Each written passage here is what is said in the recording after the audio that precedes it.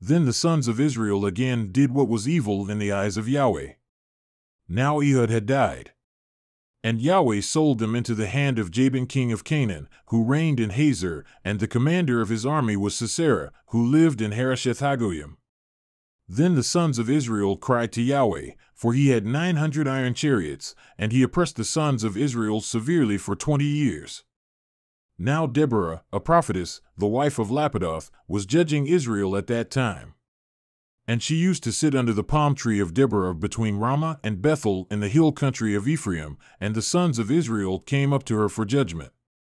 Then she sent and summoned Barak the son of Abinoam from Kadesh Naphtali, and said to him, Has not Yahweh, the God of Israel, commanded, Go and march to Mount Tabor, and take with you 10,000 men from the sons of Naphtali and from the sons of Zebulun?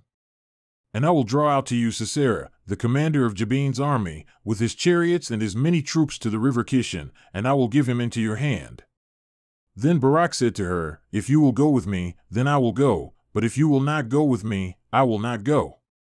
So she said, I will surely go with you, nevertheless, the honor shall not be yours on the journey that you are about to take, for Yahweh will sell Sisera into the hand of a woman.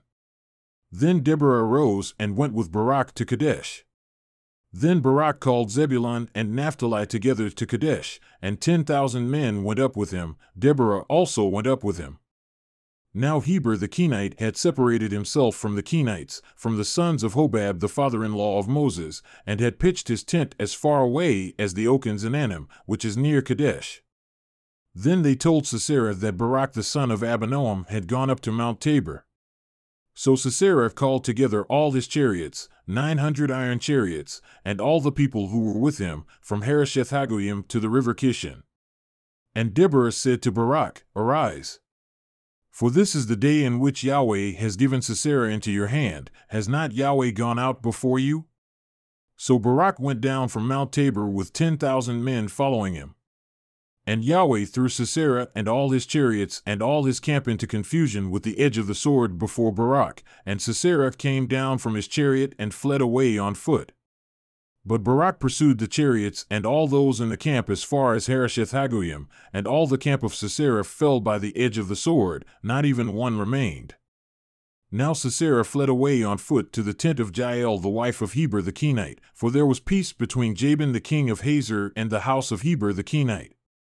And Jael went out to meet Sisera and said to him, Turn aside, my master, turn aside to me. Do not be afraid. And he turned aside to her into the tent, and she covered him with a rug. Then he said to her, Please give me a little water to drink, for I am thirsty. So she opened a bottle of milk and gave him a drink, then she covered him. And he said to her, Stand in the doorway of the tent, and it shall be if anyone comes and asks of you and says, Is there a man here? That you shall say, No. Then Jael, Heber's wife, took a tent peg and placed a hammer in her hand and went secretly to him and drove the peg into his temple, and it went through into the ground, for he was sound asleep and exhausted. So he died. Now behold, Barak was pursuing Sisera, and Jael came out to meet him and said to him, Come, and I will show you the man whom you are seeking. And he entered with her, and behold, Sisera was lying dead with the tent peg in his temple. So God subdued on that day Jabin the king of Canaan before the sons of Israel. And the hand of the sons of Israel went forth heavier and heavier against Jabin the king of Canaan, until they had cut off Jabin the king of Canaan.